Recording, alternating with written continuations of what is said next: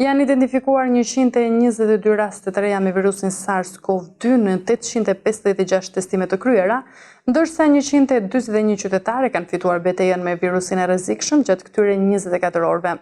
Gjithashtu i lartë mbetet edhe numri pacientëve të shtruar në spitale, ku në total janë 185, 22 në terapi intensive dhe 8 të intubuar.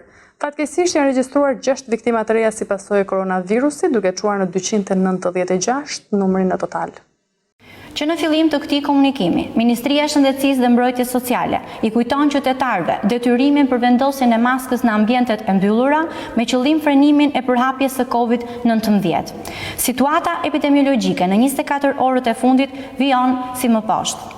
Janë identifikuar 122 raste të reja me virusin SARS-CoV-2 në 856 testime të kryera, ndërsa 141 qytetar e kanë fituar betejën me virusin e rrezikshëm gjatë këtyre 24 orëve. Shpërndarja gjeografike e rasteve pozitive është si vijon: 66 raste në Tiranë, 13 raste në Durrës, 7 në Kavaj, 5 në Elbasan, nga 4 raste në Lezhë, Corrik, nga 3 raste në Shkodër, Kamës, Vorë, nga 2 raste në Krujë, Kurbin, Korçë, Berat, Malësi e Madhe, nga 1 rast në Devoll, Vlorë, Mirdit, Tepelen. Aktualisht në spitalin infektiv dhe atë Shefqet Ndroqi, po trajtohen 185 pacientë të konfirmuar pozitiv me COVID-19, 22 janë në terapi intensive dhe 8 janë të intubuar. Ju informojmë se në 2 spitalet COVID janë gjithashtu duke marrë shërbim të specializuar 40 qytetarë të cilët kanë qenë pozitiv me COVID-19 dhe aktualisht janë negativizuar, por po vijojnë të marrin trajtim spitalor për pasojat e sëmundjes.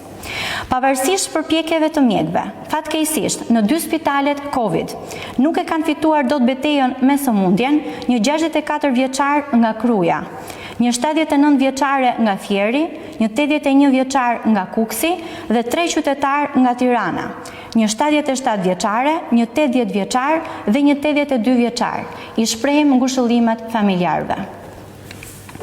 Ministria e Shëndetësisë dhe Mbrojtjes Sociale i rikujton gjithashtu bizneset se vendosja e maskës dhe barierave mbrojtëse në shërbim dhe në ambientet e mbyllura është e detyrueshme. Bizneset dhe institucionet publike duhet të zbatojnë me rigorozitet masat dhe protokollet e sigurisë për parandalimin dhe përhapjen e infeksionit. Ambientet e punës ku ofrohet shërbim duhet të respektojnë distancën 1.5 metër dhe të dezinfektohen vazhdimisht.